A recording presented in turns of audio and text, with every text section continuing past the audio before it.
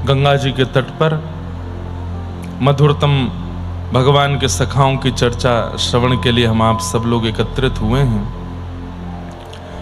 जिसमें हम लोग आज श्री गोविंद दास जी का पावन चरित्र श्रवण करेंगे।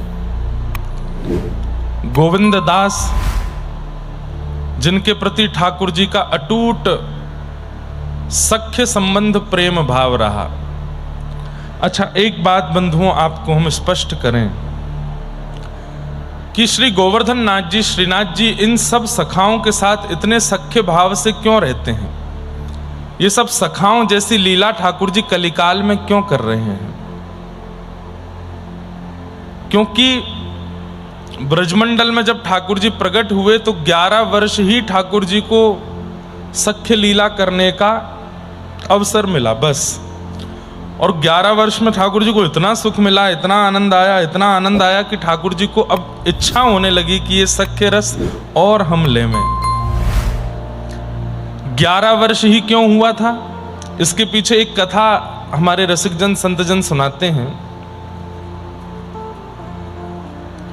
एक बार एक नगर में अकाल पड़ गया था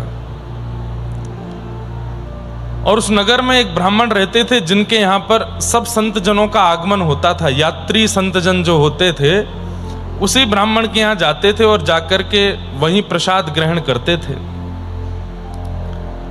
लेकिन अब उस नगर में अकाल पड़ा, ये बात संतों को नहीं पता थी। संत जन अब भी वही प्रेम भाव मान करके उस ब्राह्मण के यहाँ जाते थे। तो अब वो ब्राह्मण ये सोचता था कि अब मैं कैसे इनके लिए व्यवस्था करके लाऊं। एक बार संत आए तो मना तो कर नहीं सकते कि आपकी सेवा नहीं करेंगे, सेवा तो करनी है, लेकिन करें कैसे? और इस वक्त हमारे नगर में तो व्यवस्था नहीं है ये सब चीज प्रदान करने की। तो आप संत आए तो उनको मना नहीं किया। आपको पता चला पास के नगर में एक सेठ है, उसके यहां पर अगर कोई व्यक्ति 4-5 घंटे काम करता है तो वो 1 सेर आटा उसको देता है, रुपए नहीं देता, आटा देता है।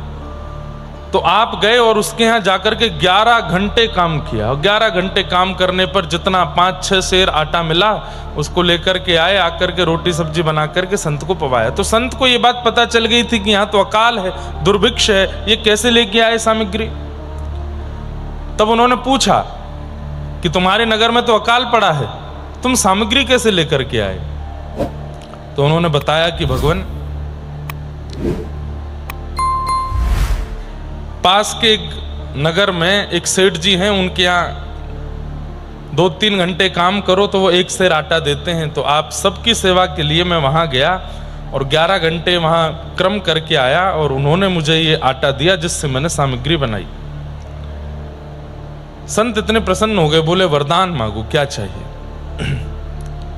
संत को लगा था कि वरदान में धन मांगेंगे, संपत्ति मांगेंगे, वैभव मांगेंगे, लेकिन ये सब ना मांग करके उस सेठ ने,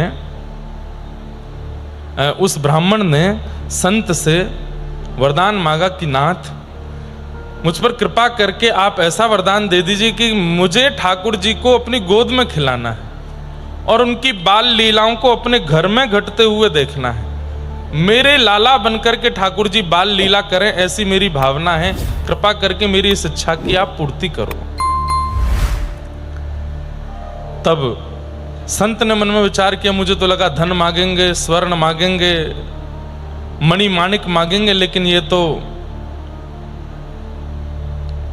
ठाकुर जी की प्रेम भक्ति मांग रहे हैं। तब उन्होंने कहा कि तुमने 11 घंटे सेवा करके ये जो अन्न की सामग्री इकट्ठी करी, इसके फल के रूप में हम तुम्हें वरदान देते हैं कि ठाकुर जी तुम्हारे यहाँ जन्म भले ही नहीं लें, लेकिन 11 वर्ष के लिए लीला करने के लिए कभी ना कभी तुम आएंगे। वही ब्राह्मण फिर नंद बाबा बन करके आए और श्री ठाकुर जी जन्म लिए देवकी जी के यहाँ, वसुदेव जी के यहाँ, लेकिन 11 वर्ष उनके यहाँ बालक बनकर के लीला किए, क्रीड़ा किए। लेकिन 11 वर्ष की क्रीड़ा में ठाकुर जी का पेट नहीं भरा, मन नहीं भरा। फिर आ गया कलिकाल। अब कलिकाल में ठाकुर जी लीला करते नहीं हैं। क्यों? कलिकाल के लोग बड़े विचित्र हैं, इसलिए ठाकुर जी यहां पर केवल सेवा कराते हैं, यहां पर लीला नहीं करते। लेकिन बीच में एक शतक आया, 100 वर्ष का समय आया जिसमें केवल भक्त हुए।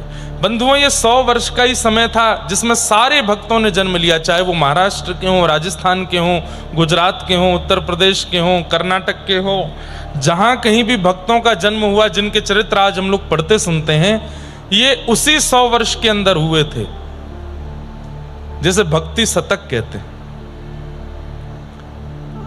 इसीलिए हमारे विठोबा पूरी दुनिया कीर्तन करती है, राम कृष्ण हरि पूरी दुनिया कीर्तन करती है, विठ्ठल विठ्ठल, लेकिन विठोबा कीर्तन करते हैं ज्ञानेश्वर माउली,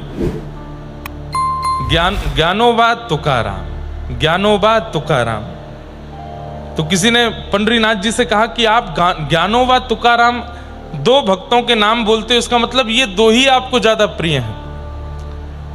तब ठाकुर जी बोले नहीं, हम इन दो भक्तों का नाम इसलिए नहीं बोलते क्योंकि हमें ये दो ही प्रिय हैं, बल्कि हम इसलिए बोलते हैं, बोले ज्ञानेश्वर माउली भक्ति शतक के प्रथम वर्ष में हुए थे और तुकाराम जी भक्ति शतक के अंतिम वर्ष में हुए, इसलिए ज्ञानोबा तुकाराम बोलते हैं। तो बीच में जितने भक्त हैं सब आ जाते हैं 100 वर्ष के अंदर के। अब चाहे वो उत्तर भारत के हों, राजस्थान के हों, गुजरात के हों, महाराष्ट्र के हों, जहां कहीं भी भक्तों ने जन्म लिया, इन 100 वर्षों में ही लिया, उसमें सबसे पहले भक्त का प्रादुर्भाव पृथ्वी पर श्री ज्ञानेश्वर माउली के रूप में हुआ और भक्ति शतक के अंतिम प्रेमनिष्ठ भक्त के रूप में श्री तुकाराम जी हुए। इसलिए ठाकुर जी इन दोनों का नाम गाते हैं, ज्ञानोबा तुकाराम, ज्ञानोबा तुकाराम। क्यों? इन दोनों के नाम में सारे नाम आ जाते हैं, सारे नामों का आगमन हो जाता है।